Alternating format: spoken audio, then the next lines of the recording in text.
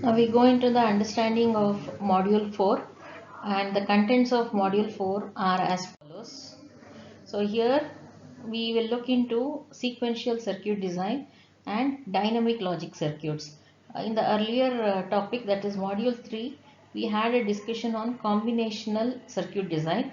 Right now we are considering the sequential circuit design, which is based on one input following the one input giving us the output, and that output is fed as input to the next circuit. So the basic topics involved in sequential circuit design is it requires memory, and the circuit design, it is the important concept used here are the latches and the flip-flops. And next you have dynamic logic circuits. So this is almost the same as your CMOS, but then extended version of CMOS here with the influence of the capacitor being introduced here. So that is what we will be discussing here in the next topic. Next topic is dynamic logic circuits. So what exactly is dynamic logic circuits? What is it we are going to focus? Introduction, basic principles of pass transistor circuits, synchronous dynamic circuit techniques, dynamic CMOS circuit techniques. So these are taken from the first text, that is Summa Kang, and it is especially with the 9th chapter, and these are the different articles. So we will be focusing on dynamic logic circuit. So we need to understand what you mean by a dynamic logic circuit. We now look into the dynamic CMOS logic, which is based on pre-charge and evaluate. So what exactly we have with these topics is, we will introduce a dynamic CMOS circuit which allows us to significantly reduce the number of transistors. So number of transistors is reduced if you go into the dynamic logic, and it is based on the concept of pre-charging and evaluating. So even before you give the inputs, the circuits or the transistors are charged, therefore they are called as pre-charge. And after the charging is storing, the next one would be where to evaluate. So you will evaluate what is the output.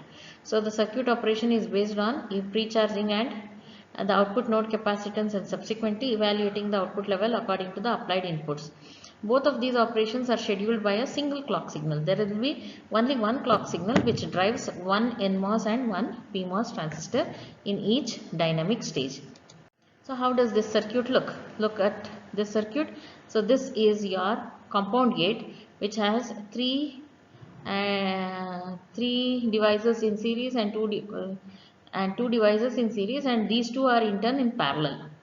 So this is the logic, but associated with these are a single clock pulse, and you have in the pull up region a PMOS, and in the pull down region you have an NMOS. So this is a simple dynamic logic which is with a complex Boolean function. So it is nothing but a compound gate. So we can say that when you look into this inputs, A1 plus A2 plus A3 dot B1 plus B2. This is the Boolean expression, and this is how we analyze. So you have the clock pulse, so high low it goes on. Then at one interval of time, when clock is high, you have no change. Okay, when clock is high, we will analyze what happens. When clock is high, 1 and 1 complement 0, so this becomes an open circuit. So your V out is 0. Next, when clock is 1, when clock is 1,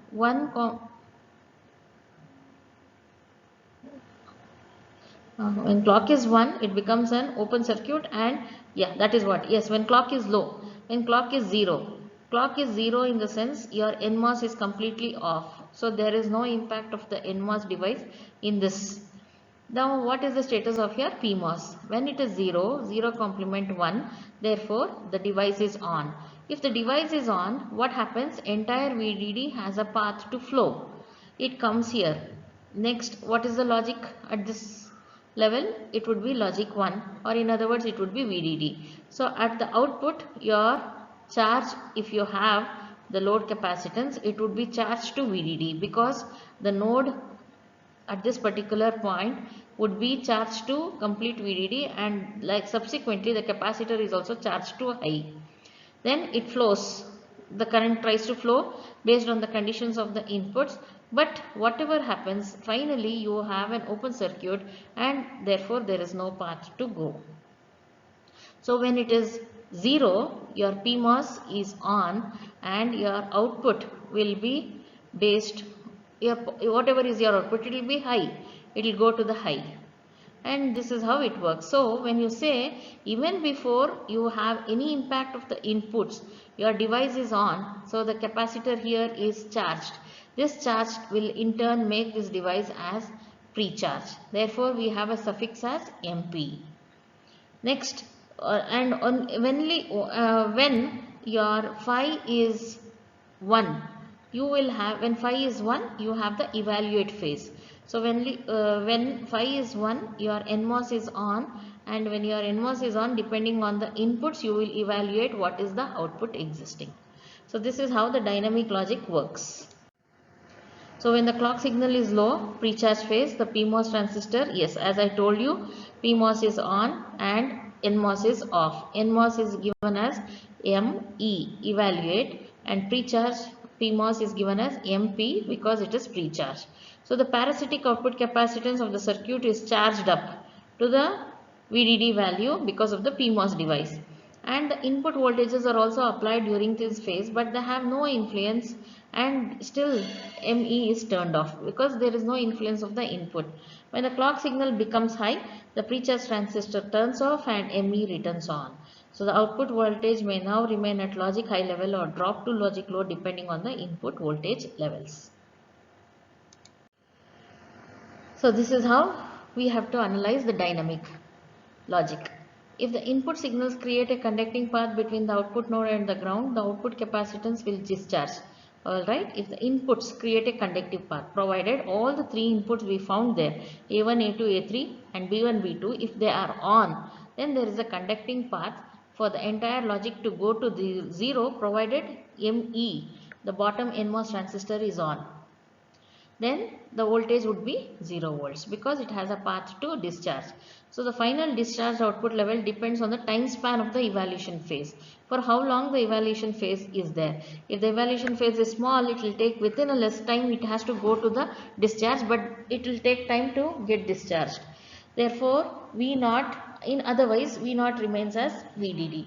The operation of the single stage dynamic CMOS logic gate is quite straightforward, and practically when you consider multi-stage applications, that is the cascaded structure, we have a problem because there are capacitances and definitely it would arise problem. Therefore, we will consider now that structure and analyze, which is in the next slide. The output of the first dynamic CMOS stage, yes, output of the first stage drives the inputs of the next stage, which is assumed to be a NAND gate for simplicity. Let us now see that. You have the first stage and the output of the first stage drives the second input, right? What happens? How do we analyze this? So V out, we know this is analyzed. We already know this. How will the second V out be? So the second V naught or the V out which we are getting here would be slightly different, or in other words we call it as an erroneous state. How exactly this happens? We will look at the words or the description given. The circuits presented here are variants of basic dynamic CMOS logic structures. They take the full advantage and the benefits of dynamic operation, and at the same time it has a restriction cascading the stages. So how to overcome this is use a least complicated clocking scheme possible. So how do we overcome this, which is called as high performance dynamic CMOS circuits? That is taken care by a domino CMOS logic. So what exactly is a domino logic?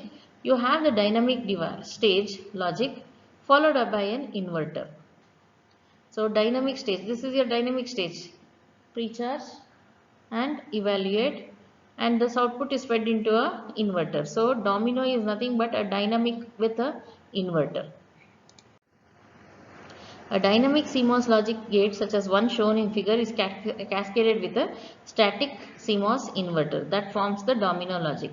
So the addition of the inverter allows us to operate a number of such structures in cascaded.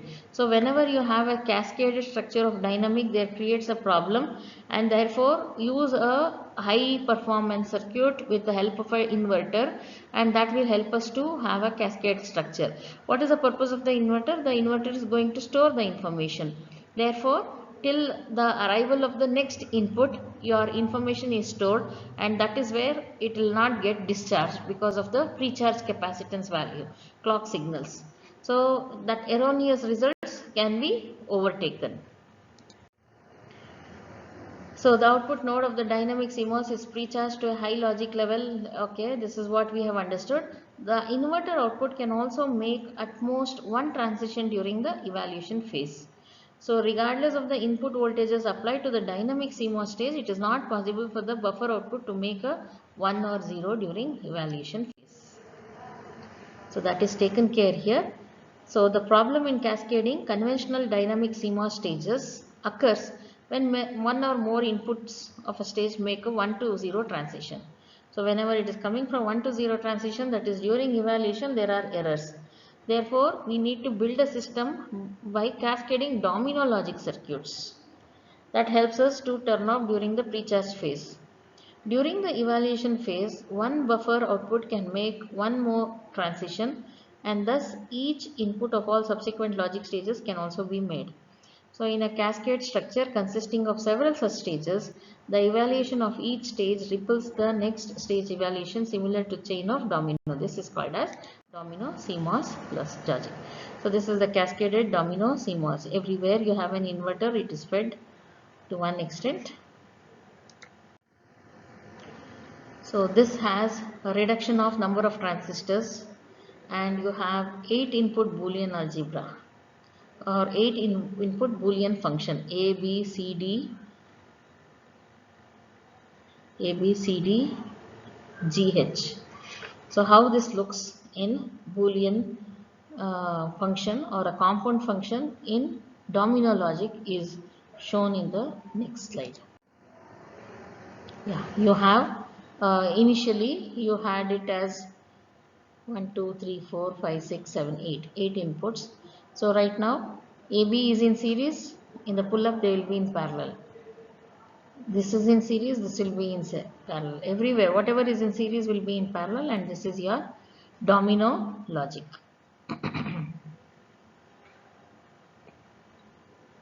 Or if it is only NMOS dynamic, so this is with CMOS domino logic, or if you are considering it, you can have it like this. This is a dynamic logic. Phi is given here. There is no phi here. There is no phi here.